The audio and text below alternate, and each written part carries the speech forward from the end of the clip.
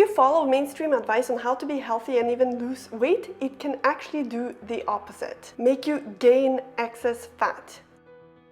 There's no secret we're living in a world of overweight and obesity, while also being bombarded with advice on how to get healthy and lean. Yet you won't believe how many people follow or try to follow mainstream advice on how to be healthy and lean and still gain weight. No wonder people struggle to lose weight these days. So here are 7 pieces of mainstream advice on how to be healthy that can actually make you gain excess fat. And just as a warning, a lot of what I'll share is a bit controversial. In case you don't know me, I'm Ingunn, a Norwegian Viking and researcher sharing science-based, no BS tips and truth on how to lose weight naturally and effectively without suffering in the process. Click the subscribe button and the bell button and let's look at some mainstream advice you may want to reconsider. Let's start with this one, avoiding carbs. It's become pretty mainstream advice at this point to avoid carbs if you want to lose weight. And yes, it can help you lose weight, at least in the short term if done correctly, though a lot of people end up gaining weight if they keep eating a low carb or keto for a long period of time. Why?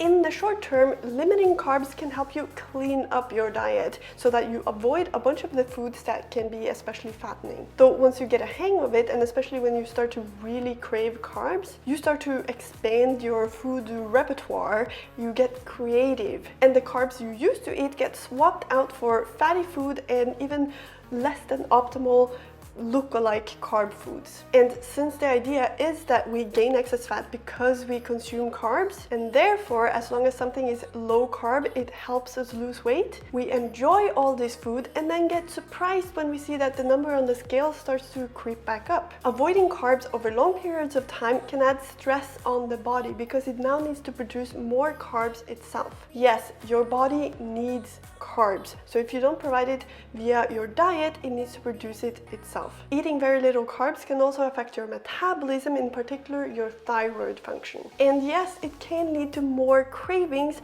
which can result in overeating. Listen, carbs in themselves don't make you gain excess fat. And actually, carbs can even help you lose weight. I talk about this in my video, They Lied About Carbs, the truth about carbs and weight loss. You'll find the link to the video in the description of this video. Let's move on to number 2, which is that plant fats is healthier than animal fats. Now, what type of plant fat you're using is important, and so is the type of animal fat. For example, when it comes to plant fats, olive oil is very different from sunflower oil, for example, and coconut oil is very different from both of these. Vegetable oils made from seeds were basically non-existent in our diet about 100 years ago, while today you'll find them everywhere. And the composition of fat in these oils are very different from the composition of the fats in oils or fats that we have been consuming for thousands and thousands of years. I've talked about this before, so let's just quickly go through a few factors. They accumulate in your body,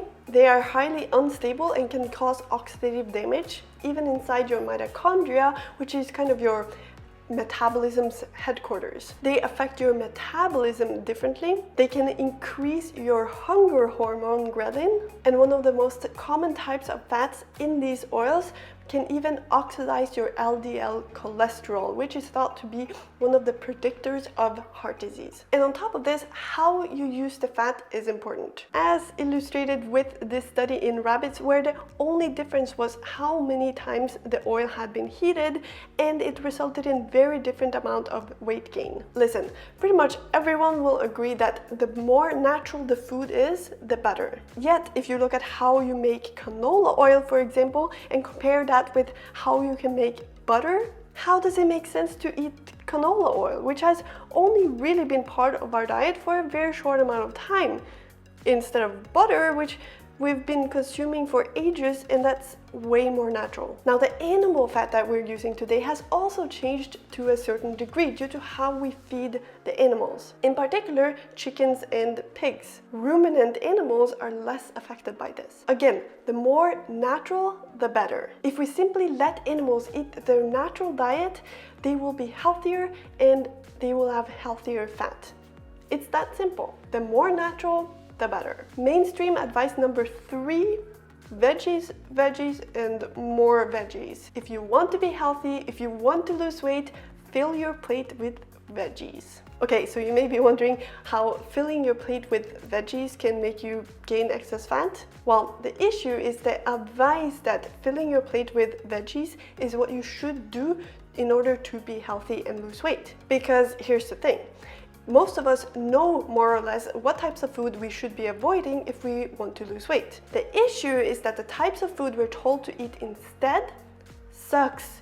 A lot of people don't enjoy that food. It's not satiating, it doesn't keep you full, and it only makes you crave everything that you know you're not supposed to be eating. I mean, if what it takes to lose weight and be healthy is to fill your plate with veggies and drink green juice, no wonder people can't stick to it. No wonder so many people who try to lose weight this way end up so hungry and with so many cravings that they binge eat, feel like a failure, and gain even more weight. Now, don't get me wrong, I have nothing against veggies. I wouldn't eat things like kale that taste awful and are full of anti-nutrients, though in general, veggies that you enjoy can be a great addition to your diet. However, you do not need to fill your plate with veggies in order to lose weight and be healthy, especially if you're not a big fan of veggies. If you'd like to know how you may increase satiety so that you may eat to satiety and still lose weight without having to fill your plate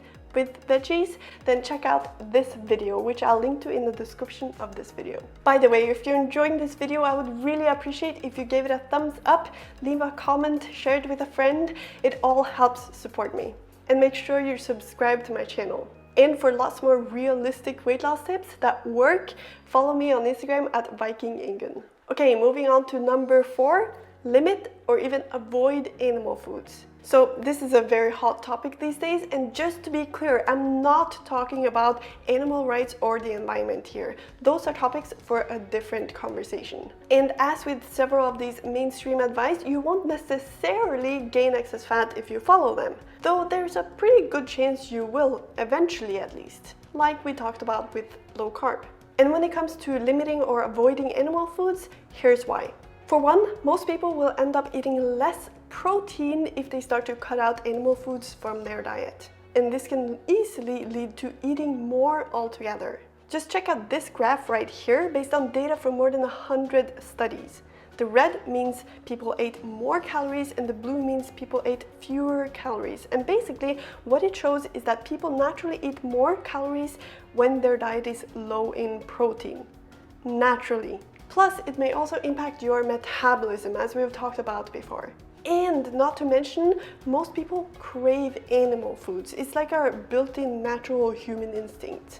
And it's why you'll see so many vegans come up with very creative ways of mimicking animal foods. Though a lot of the alternatives to animal foods are terrible. They are often ultra-processed and contain vegetable oils made from seeds, as we talked about earlier. Now, number 5, I would say, has also become more mainstream these days, and that is the idea that there are no good foods and bad foods. It's all just food. Listen, I get why people say this, and there is a place for it to a certain extent. Though there has to be context, and it has to be said in a way where people still understand that certain foods will not serve you well. That doesn't mean you cannot ever consume them, though if you want to be healthy, you're going to want to limit them, some more than others. Though even that's frowned upon these days by a lot of people. You're not really supposed to limit anything. Food is food.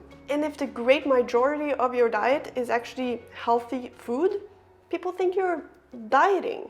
Actually, you shouldn't even hide away or avoid buying things like donuts and candy or whatever either, because that would mean that that food is bad and that you're not supposed to be eating it. Well, no wonder people gain weight following such thinking. It's no secret that some foods are more satiating than others. There's no secret that some foods can be almost addicting to the point where we keep eating the food even though it feels like our belly is about to burst. I mean, we've all been there, right? And not to mention that the food that you eat affects your metabolism, hormones, satiety, and so much more. I mean, you may even end up burning fewer calories depending on what types of food you choose to eat. Are we not supposed to be talking about that? Listen, if you prefer to be ignorant about all this, then my YouTube channel is not for you. On the other hand, if you actually want to know what types of food are better for weight loss, because they help you feel full for longer, because they help your metabolism, help you have fewer cravings, and are food you actually enjoy, you're in the right place. In fact, you may want to check out my previous video on the best foods for weight loss. I'll put the link in the description of this video. Mainstream advice number 6, eat every 3 hours. Now listen up.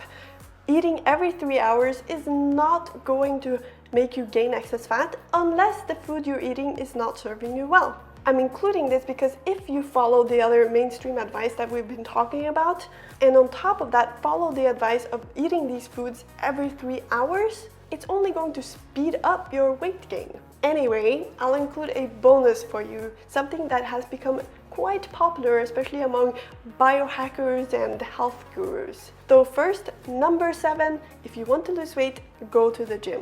Now, there are great benefits of working out also when it comes to weight loss, though it is not necessary. You do not need to work out in order to lose weight. And a lot of people get stuck on their weight loss journey because they think exercise is so important. And because they hate it, don't have time for it, or don't have the willpower to do it every day, they feel like they're failing and they give up altogether. Exercise is not the make it or break it part of weight loss. Even if you can't or won't work out at all, you can still lose weight. I lost all the excess fat without exercising. So if exercising is adding a lot of stress to your life or using up a lot of your willpower, chill. Do some if you can, though focus on your diet instead. It's the most important thing when it comes to weight loss. And speaking of stress, here's the additional advice I'd reconsider if I were you. I'm sure you've heard that what doesn't kill you makes you stronger. Well, some people are taking this a bit too far. I mean, you may have noticed that it's become quite popular with cold showers, cold plungers, followed by hot saunas, and even things like waking up at 5 a.m., having this hustle attitude, always needing to be busy with something, eating and drinking things that taste awful, and doing extreme workouts or working out every single day. All these things can add a lot of stress on the body. And a lot of the perceived benefits of doing these things is actually due to the stress that it adds on the body, which activates certain mechanisms that are there to help protect and repair the body from this stress. Though that doesn't mean it's actually good for you, at least not if you do it every single day, like a lot of people will tell you. In fact, most people these days need to de-stress. There are so many things we do these days that add a lot of stress on the body. One of the main things being our diet and our lifestyle in general. And adding a lot more stress on purpose is not good. What does stress have to do with your weight? A lot. Stress can increase your hunger and lower your metabolism, making it a lot more difficult to lose weight and easier to gain weight. Not to mention that it is specifically linked to belly fat. Check out this video for more on that. I'll link to it below. Listen, a lot of the advice we're giving today won't serve us very well. And a lot of it is very short-sighted. It may work for some for a while, and then we end up back where we started, or even worse. Or we're simply not able to go through with it because the advice sucks. By the way, let me know in the comments if you have any more to add to this list. Now, one of the most important things to remember is that we need to consider our diet as a whole. It's not just about removing one type of food from your diet or